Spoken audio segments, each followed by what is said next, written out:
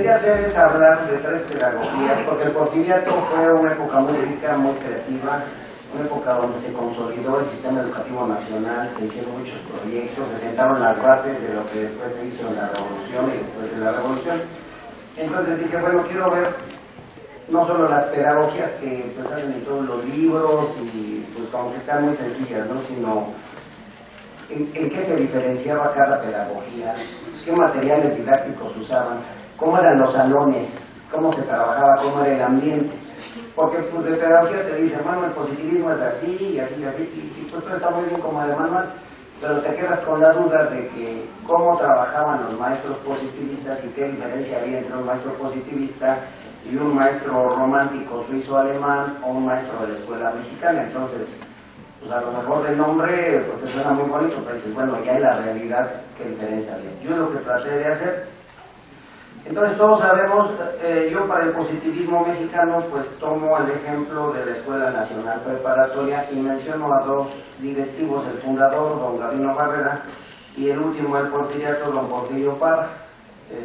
Se me hace que ese es un periodo que no se ha estudiado bien y que es importante. Sabemos que el positivismo fue traído a México por el médico poblano don Gabino Barrera, quien escuchó las conferencias de Augusto Comte en París y se convenció de sus propuestas, decidió traerlas a México. La Escuela Nacional Preparatoria se creó en el porfiriato, no es cierto, se creó bajo el régimen de Juárez en la República Restaurada. Es algo que tengo que mencionar porque muchas chicas y chicos de nuestra carrera dicen, bueno, pues no que el porfiriato, no, pero ustedes deben tener la fecha de febrero de 1868. Entonces la Escuela Nacional Preparatoria es obra de Juárez, que luego Porfirio Díaz la moldó, la adaptó, lo que sea, pero es una obra juarística. Entonces, con esta escuela se pretendía crear en los mexicanos una mentalidad racional, no dogmática, abierta a las novedades, dispuesta a aceptar la idea del progreso. Ya ven que los mexicanos hasta ahora somos muy conservadores. Por tanto, en su currícula se incorporaron las matemáticas, la física y la biología, según la tendencia de la época.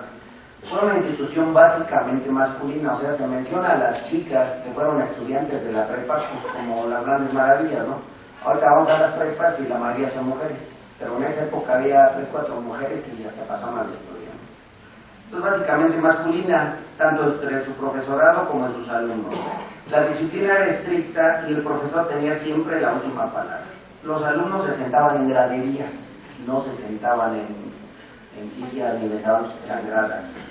Bajo la mirada atenta de un docente que era a dictar conferencias más que a dar una clase dialógica como la entendemos hoy o como pueden darse en cualquier salón de la pedagógica, ¿no?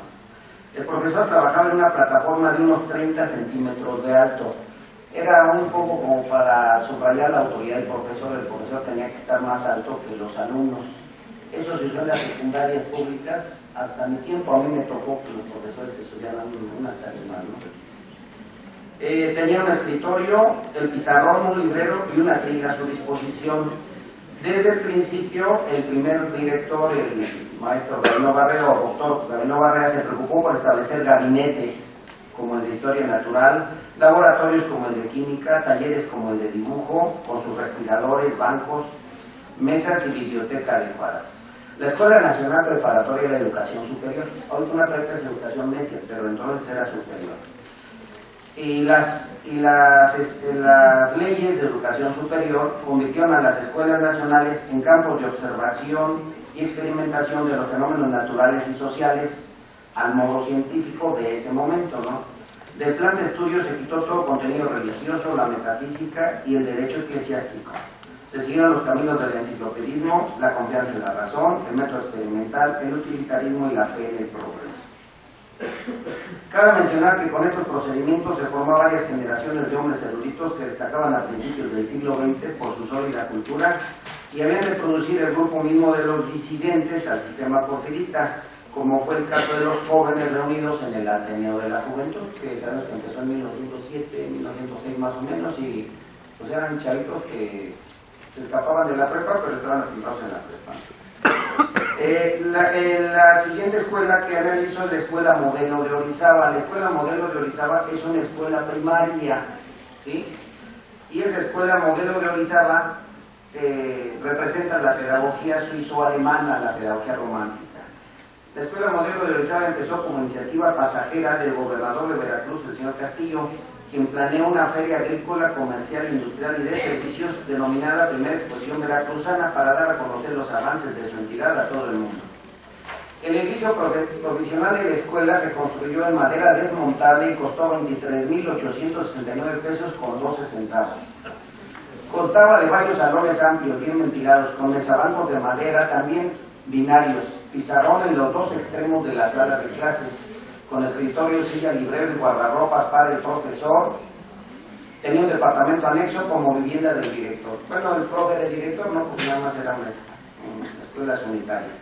Según Abraham Castellanos, dos son los periodos que debemos considerar en la Escuela Modelo de Orizaba como centro de aplicación pedagógica. El primero comprende desde su fundación, el 5 de febrero de 1883 al 15 de agosto de 1885.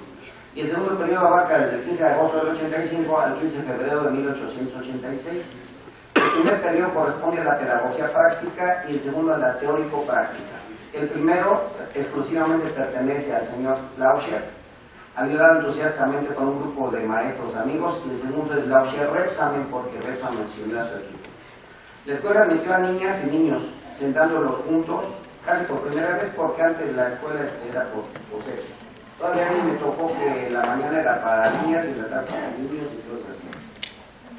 Otorgándole las mismas oportunidades educativas, ofreció un curso de primaria en 5 años, mixto y coeducativo.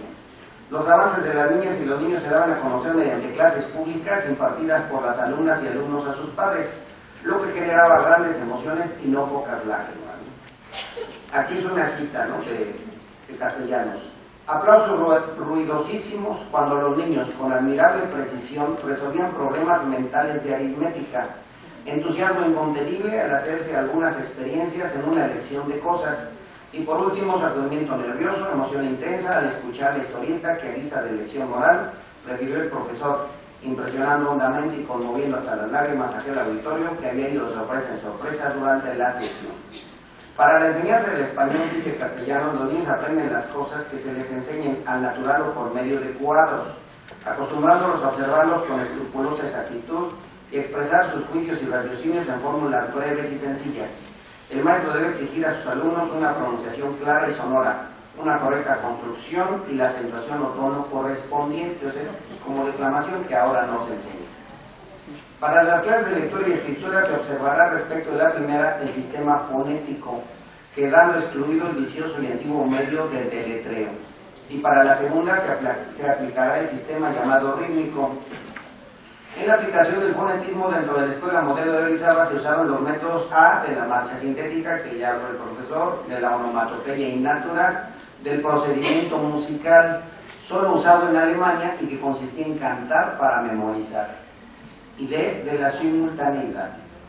Quienes somos docentes sabemos que en la mayoría de los casos el éxito o fracaso de un profesor depende de su personalidad, partiendo del supuesto de que todos los profesores y profesoras de una escuela tienen una capacitación equivalente, son profesionistas titulados, poseen experiencia y derechos de trabajo.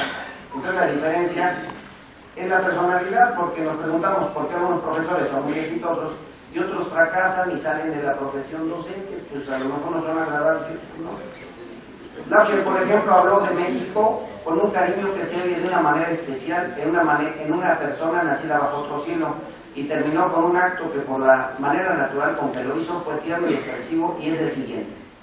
Eligió para final de su discurso unas patrióticas quintillas de Manuel Rincón, que declamó con entusiasmo, y al terminarlas sacó del pecho una bandera nacional, no sé, así como mago, ¿no?, sacó su bandera, la oprimió contra su corazón, y al bajar de la tribuna se dirigió con ella al lugar del señor Castillo, que era el gobernador de Veracruz en ese momento, y lo cubrió con los simbólicos colores de la nación mexicana, entre los atronadores aplausos de todos los presentes, que se prolongaron largo rato. Entonces el señor pues le decía como al mago, y pues, le caía bien a todos, ¿no? De Enrique Repsamen se dice que era muy bien parecido y seductor. Era tremendo porque me bajó la vieja a otro profe, ahorita lo decimos. Y bueno, venía solito, ¿no? Lo que puede ser congruente con sus recomendaciones de metodología didáctica aparecidas en la revista México Intelectual. donde afirma que los profesores deben preparar sus clases, pero también tener soltura, preguntar cosas acordes con la edad de los alumnos, utilizar un tono adecuado, solicitar respuestas individuales o corales cuando la ocasión lo requiera, expresar su opinión, y dice lo siguiente: el factor más importante de la enseñanza es siempre la personalidad del maestro, su carácter, el grado de su cultura intelectual y moral, el interés que toma en su profesión, el cariño que le inspiran los niños, el entusiasmo que siente por su alto y noble ministerio.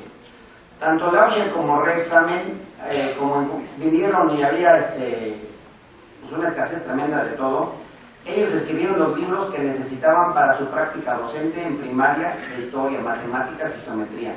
Usaron los dones de Froebel, que ya sabemos que son figuras geométricas de madera, cubos, rectángulos, pirámides y una pelota de tela multicolor para enseñar a los niños.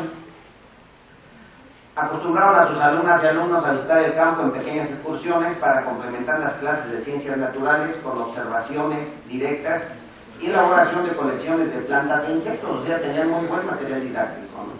Abraham Castellanos recreó los procedimientos y materiales en su escuela Rebsamen de Tehuacán, Puebla, al tiempo que difundía la obra de sus predecesores mediante artículos, charlas, cursos y conferencias. Ahora nos vamos a la Escuela Mexicana de Pedagogía. El profesor Carlos A. Carrillo fue un abogado veracruzano, porque decía el maestro, pues muchos pedagogos no eran pedagogos, ¿no? Ni titulados, era un abogado que prefirió la docencia. Nativo de Jalapa, impartía clases en la Escuela Elemental del Puerto de Veracruz cuando conoció al recién llegado Enrique Rebsamen, a quien llevó a vivir a su casa. Graso error.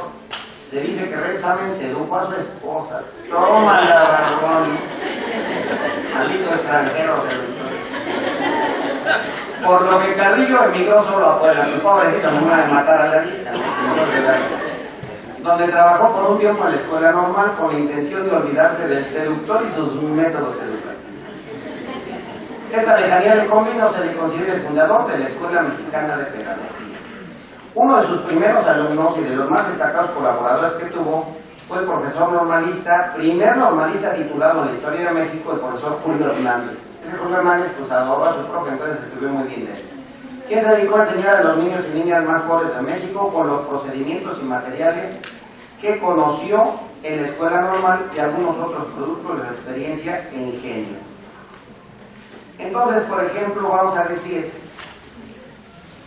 que Julio Hernández usó un montón de materiales como los siguientes. Una máquina para resolver cualquier problema aritmético llamada contador infalible, patentada en 1857 por el profesor poblano Manuel Ignacio Loaiza.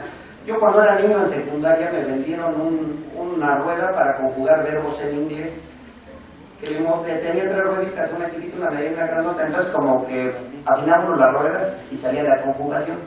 Entonces eran aparatitos muy sencillos, pero ayudaban, en serio, ayudaban, eran muy didácticos. No sé inglés, pero me ayudó.